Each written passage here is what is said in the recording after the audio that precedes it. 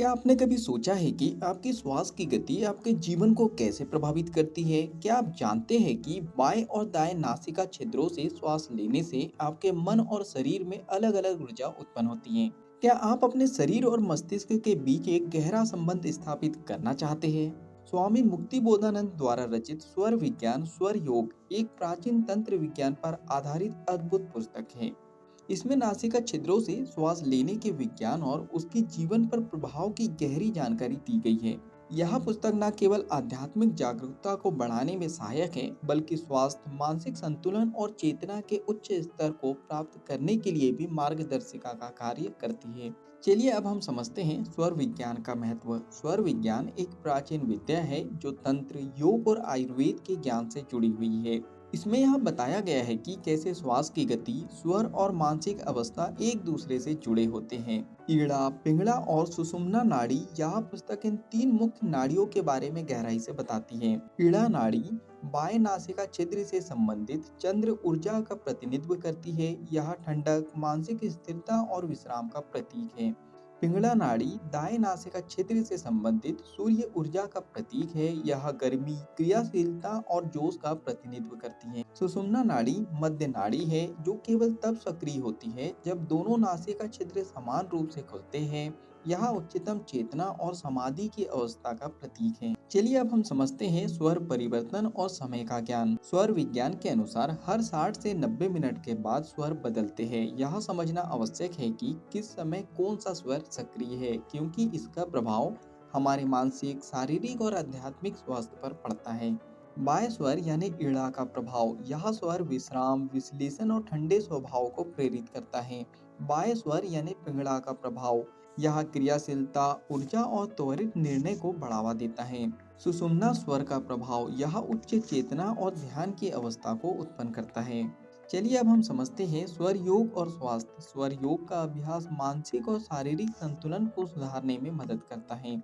इसमें बताए गए श्वास के अभ्यास बहुत सारे लाभों को प्रदान करते हैं। नंबर 1, शारीरिक स्वास्थ्य। स्वर योग शरीर में ऊर्जा प्रवाह को संतुलित करता है, जिससे बीमारी से बचाव होता है। नंबर 2, मानसिक स्वास्थ्य। यह मानसिक तनाव, चिंता और अवसाद को कम करता है। नंबर 3, आध्यात्मिक उन्नति। स्वर विज्ञान का अभ्यास आत्म चेतना और ध्यान की गहराई को बढ़ाता है। चलिए अब बात करते हैं व्यवहारिक स्वर विज्ञान के बारे में। पुस्तक में दिए गए कुछ सरल और प्रभावी अभ्यास। नंबर 1, स्वर निरीक्षण। रोज सुबह जागने के बाद देखिए कि कौन सा नासिका छिद्र सक्रिय है। नंबर 2, स्वर नियंत्रण। यदि आप किसी महत्वपूर्ण कार्य को आरंभ करना चाहते हैं तो अपने दाएं नासिका छिद्र को सक्रिय करने का प्रयास करें।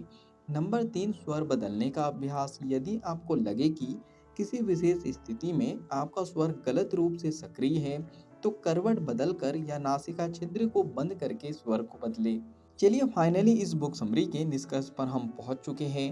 स्वामी मुक्ति बोधानंद की स्वर विज्ञान स्वर योग एक गहन और महत्वपूर्ण ग्रंथ है जो न केवल हमारी श्वास की गति को समझाता है, बल्कि जीवन के हर पहलू में संतुलन और चेतना लाने का मार्ग भी दिखाता है।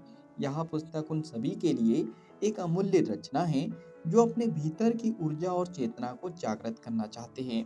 क्या आप भी स्वर विज्ञान का अभ्यास शुरू करना चाहेंगे? कौन सा स्वर अभी आपके नासिका छिद्र से सक्रिय है, ये आप कमेंट्स बॉक्स में बता सकते हो। अगर आपको ये बुक समरी पसंद आई है, इस बुक समरी से आपने कुछ अच्छा सीखा है और इस बुक को आप पूरा पढ़ना चाहते हो, तो नीचे डिस्क्रिप्शन में लिंक दे दी गई है। उस लिंक पे जाके आप बुक को खरीद सकते हो और बुक को पूरा पढ़ सकते हो। बुक समरी पसंद आई हो तो आप वीडियो को लाइक भी कर सकते हो। कमेंट्स करके बता सकते हो कि इस बुक समरी से आपने क्या सीखा है और आगे क्या सीखना चाहते हो। इस बुक समरी को आप ज़्यादा से ज़्यादा लोगों तक के शेयर भी कर सकते हो, क्योंकि जब हम दूसरों की हेल्प करते हैं तो ये नेचर हमारी हेल्प करता है।